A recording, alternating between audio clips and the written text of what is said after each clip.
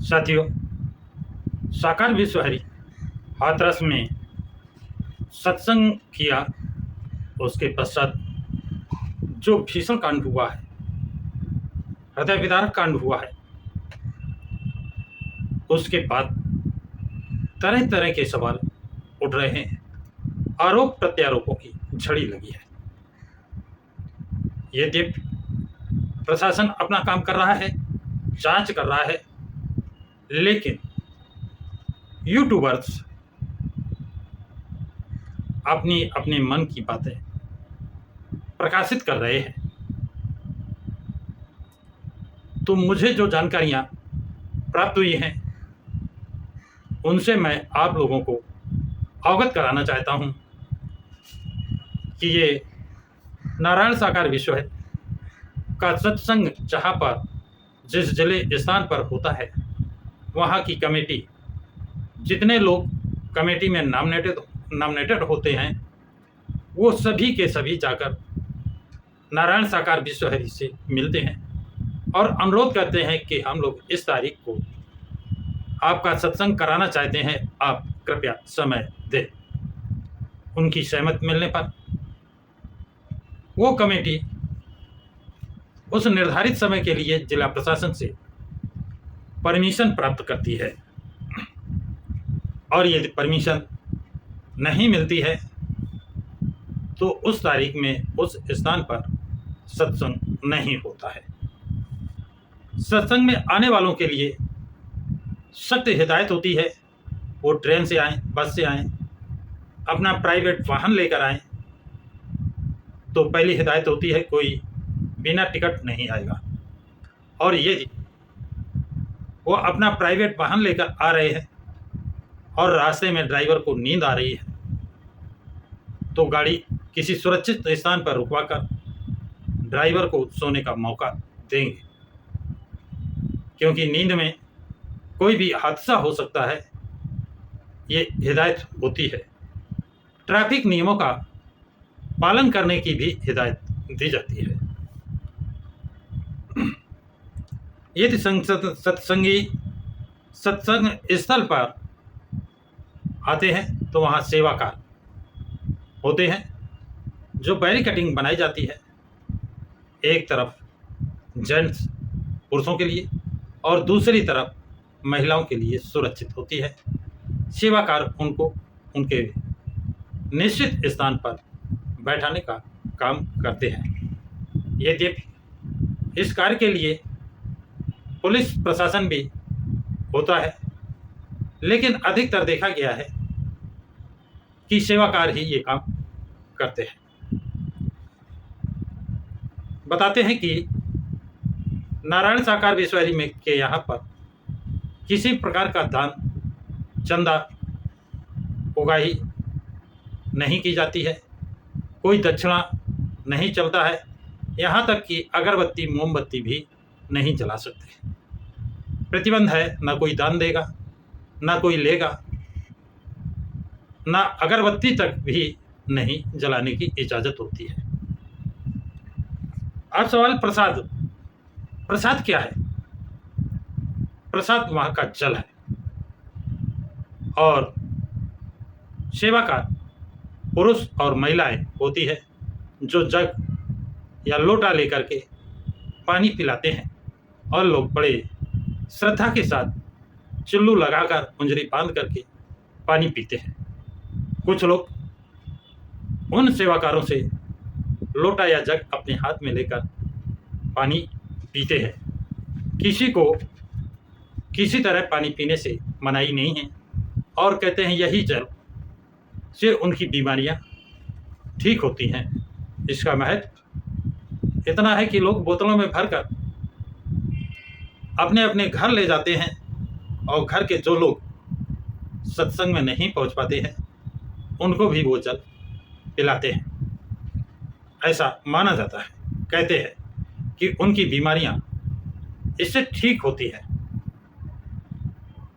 नारायण साकार विश्वहरि जब गाड़ी से आते हैं या सत्संग समाप्त करने के बाद गाड़ी से जाते हैं, उस समय कोई सत्संगी उनके पास नहीं जा सकता है और ना ही उनके चरणों को छू सकता है, पैरों को छू सकता है।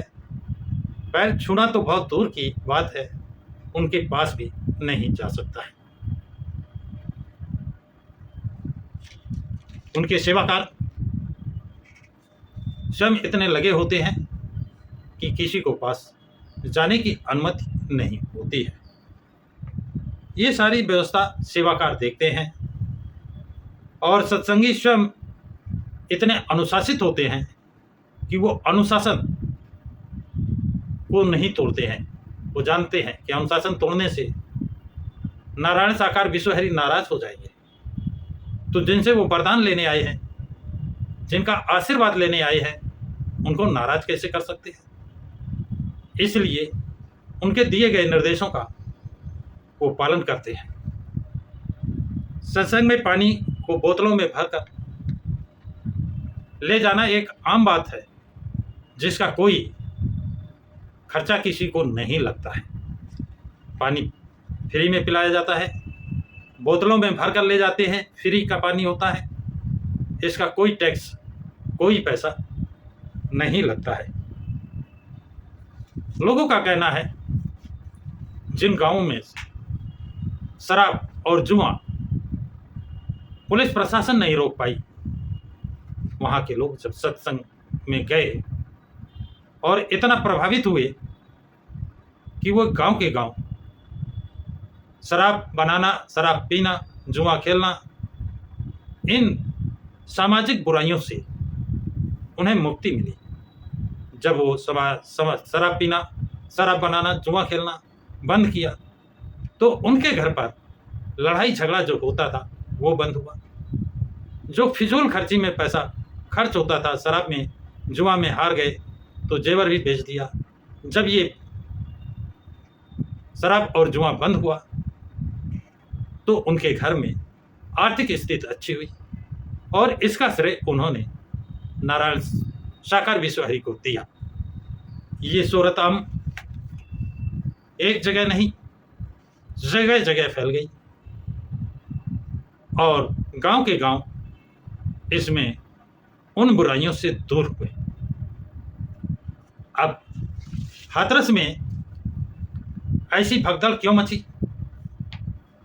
एक कारण और भी है कि साकार विश्वहरि, नारायण साकार विश्वहरि ये पाखंडवाद के विरोध, मूर्ति पूजा का विरोध करते हैं। ये कहते हैं साकार विश्वहरि हर जगह विराजमान है, इसके लिए मंदिर, मस्जिद, गिरजाघर जाने की जरूरत नहीं है। वो आप जहाँ हैं वहाँ पर है। इसलिए सच्चे मन से, ईमानदारी से आप उनको याद करेंगे, वो आपकी बात को सुनेंगे। निष्ठा, ईमानदारी, किसी महिला को गलत निगाह से न देखना, शराब न पीना, जीव हत्या न करना, चोरी न करना, ये उनके उपदेश का मुख्य भाग होते हैं।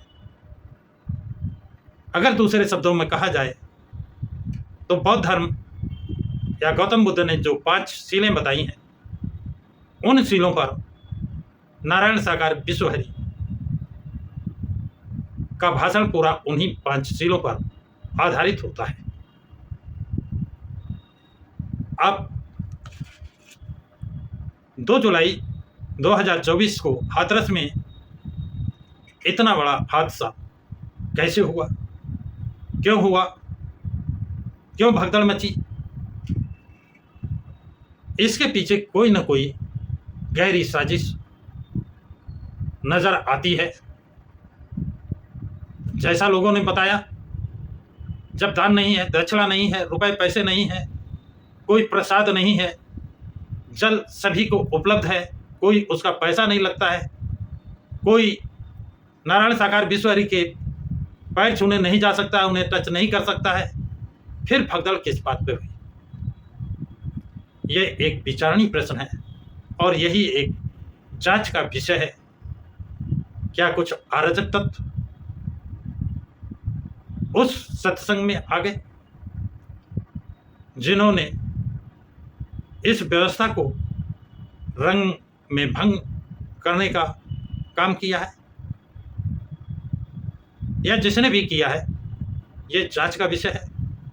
और उत्तर प्रदेश सरकार बड़ी गंभीरता से इस केस की जांच करा रही है और मुझे विश्वास है कि जो भी दोषी होगा, चाहे वो नारायण साकार विश्वहरि हो अथवा आयोजक हो या जो भी दोषी होगा, उनको दंड निश्चित रूप से मिलेगा, दिलाया जाएगा, ऐसा विश्वास है। तो साथियों, ये जानकारी आप लोगों को कैसी लगी कमेंट्स बॉक्स में कमेंट्स जरूर लिखें तथा इस वीडियो को लाइक और शेयर करें। प्रकाश के राज चैनल को सब्सक्राइब करें।